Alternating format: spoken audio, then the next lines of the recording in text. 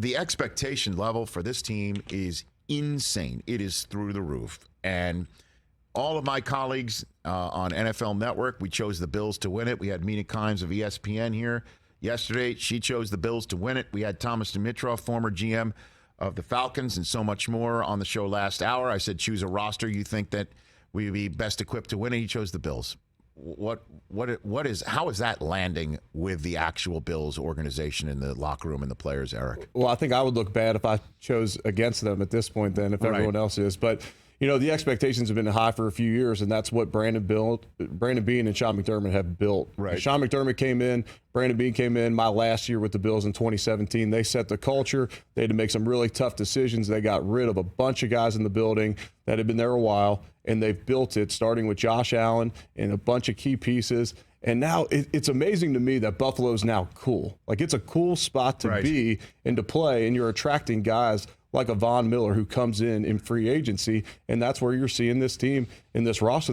They've built, they got Pro Bowlers at every position group besides running back and tight end, and they just signed Dawson Knox, who leads the league in touchdown catches for tight ends last year. They just signed him to a contract extension. But how are they handling it? Because, again, you got folks like my colleague across the way here and Chris Brockman that keeps talking about pressure, and I think it's going to roll off their back.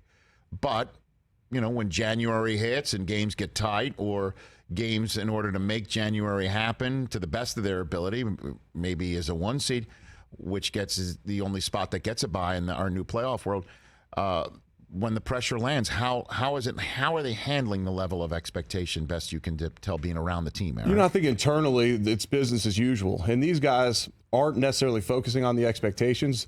A lot of them are coming into the season with a bitter taste in their mouth at the way last season ended. With that final 13 seconds in Kansas City, they understand that 2 years in a row, they get eliminated in Kansas City at Arrowhead. They want to host an AFC championship game in Buffalo this year, and they understand what that can do to help them get over that hump. So, I think it's business as usual. And Sean McDermott, the way he leads on a day-to-day basis with his consistency, I think that'll keep the guys level-headed. But I know they're excited about tonight to be on this big stage. And I played in 2 primetime games, not excluding Thursday night. I played in 2 primetime games in 9 years when I was with the Bills. This year they have 5 primetime games alone before they get flexed. So the expectations are high, but I think internally they're handling it well. So how does McDermott coach then? You just mentioned how he's consistent. Give me some examples of that, if you don't mind. Yeah, because he's not a yeller, he's not a screamer. Right. And so it's constant analysis every single day.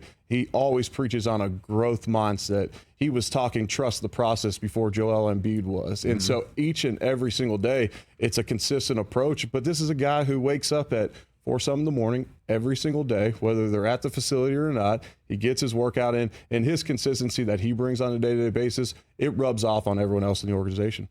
Eric Wood here on the Rich Eisen Show. It's amazing that the defending Super Bowl champs, who got better, by the way, who did not lose their head coach or general manager. Usually that might happen, or they did lose their offensive coordinator, obviously, but they've lost their offensive coordinator before and replaced him with somebody who became a head coach again.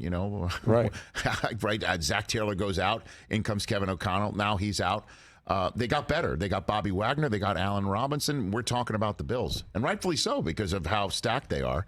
Right. But I mean, what a game tonight is. What is the challenge? Break it down for me. By the way, you're doing the first breakdown of a game, right? We haven't done that in 7 months. Last people we broke down was Super Bowl 56. Absolutely. Was the conversation. Yeah. So let's this is great. Let's talk about the game. All right, let's break it down. Yeah, so 2 super talented rosters, and you mentioned they returned so many key pieces off of that Super Bowl team last year. The only guy they really lose on either side of the ball would be on the lines, Von Miller, and then Andrew Whitworth, their starting left tackle last year. He goes into retirement. You'll see him on TV now.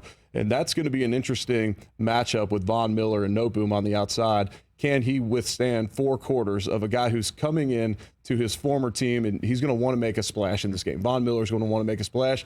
And then you have maybe the best defensive player, maybe the best player in the NFL on the Rams defensive line, and Aaron Donald, who wants to show up in prime time here in this game as well. We always say those D linemen try a little bit harder in primetime games. So that's going to be an interesting matchup along the lines. Starting cornerback Tre'Davious White is out for the Bills, all-pro corner.